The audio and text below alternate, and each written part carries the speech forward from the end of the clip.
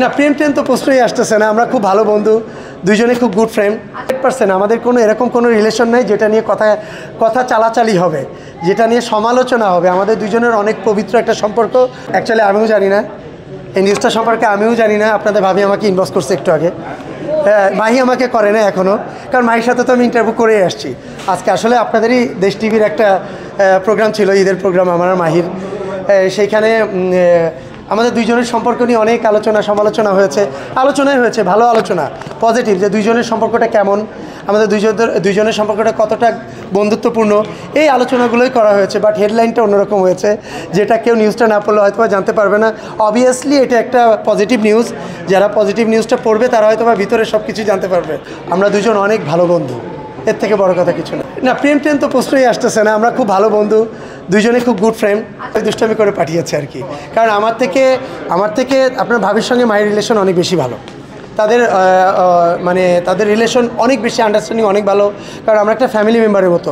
আমি, মাহি, পরি, আমাদের আঁচল থেকে শুরু করে, শিরিন থেকে শুরু করে, মেয়েরা যারা আছে, আরও যারা আছে, সবাই আমাদের একটা ফ্যামিলি মেম্বার। আমার একটা গ্রুপ আছে ইয়াংস্টার, সে গ্রুপ মেম্বার সবাই, আমরা সবাই ফ্যামিলি মেম্বারের মতোই। সো এটা আমাদের ফ্যামিলিগতভাবে আমার কোনো সমস্যা নাই। কিন্তু দর্শকদের বা অন্যান্য যারা আছে, যে আমি দেখলাম RTV নিউজে অনেক কমেন্টস আমি কিছু পড়লাম, তারা কেউই ভিতরে নিউজ পড়তেছে না, সবাই হেডলাইন দেখে কমেন্টস করতেছে।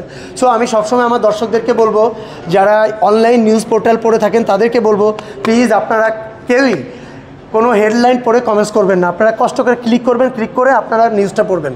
কারণ এটা আপনারা যে কমেন্টসগুলো পড়ছেন, অনেকে আপনার কমেন্টসটা দেখে আবার কমেন্টস করতেছে, সেও নিউজটা পড়তেছে না।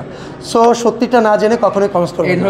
অবভিয়াসলি এটা সবসময় নেগেটিভলি দেখবো, বিকজ একটা ঈদে আপনারা জানেন অল্প কিছু হল থাকে আমাদের বাংলাদেশে। ঈদে বেশ কিছু হল খোলে, সেই সারা বছর তো দর্শকরা ওইভাবে সমাগম হয় না, ঈদে বড় একটা ছুটি পাই।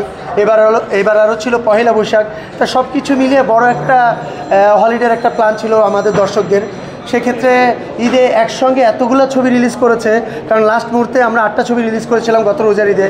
আমরা বুঝতে পেরেছি যে একসঙ্গে এতগুলো ছবি রিলিজ করা কত বড় আত্মঘাতী সিদ্ধান্ত। সেই সিদ্ধান্তগুলো আবার এই রোজার ঈদে নিয়েছে সবাই চিন্তা করেছিল যে এই ঈদে অনেকগুলো হল খোলে, দর্শকরা হলে যায়, সেদিক দিয়ে বিচার করে হয়তো বা কিছু টাকা প্রফিট করতে পারবে। বাট আসলে তো সাকিব ভাইয়ের হলগুলোই ছবিটা বেশি হলে কেন্দ্রিক হয়ে গেছে।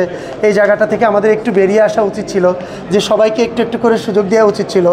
8টা ছবি 9টা ছবি রিলিজ হওয়াটা সো টাফ একটা ব্যাপার, দর্শকরা কনফিউজড হয়ে যায়। যেহেতু ইচ্ছা থাকলেও অনেক দর্শক ছবিটা দেখতে পারে না, কারণ হল নাই অনেক জেলাতে।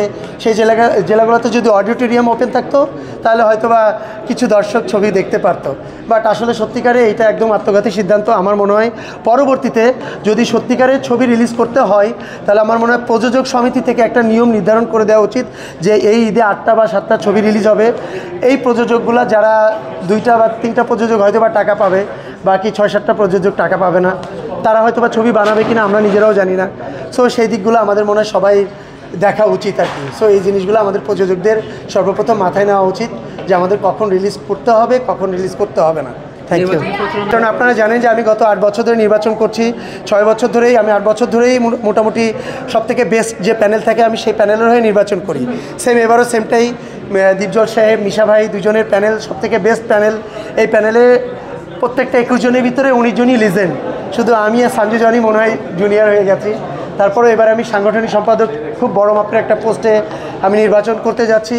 আমার শুভাকাঙ্ক্ষী যারা আছে, ভালোবাসার মানুষ যারা আছে, তাদের কাছে আমি দোয়া চাই, আপনারা দোয়া করবেন। কারণ এটা অনেক বড় একটা দায়িত্ব। একটা শিল্পী সমিতি, 570 জন শিল্পী থাকে, যেখানে সোহেল রানা স্যার থেকে শুরু করে, যেখানে সুজাতা আপু থেকে শুরু করে, উজ্জ্বল ভাই থেকে শুরু করে, আলমগীর স্যার থেকে শুরু করে, সবাই সেটার মেম্বার, আর তাদেরই নেতৃত্ব দিতে যাচ্ছি আমি।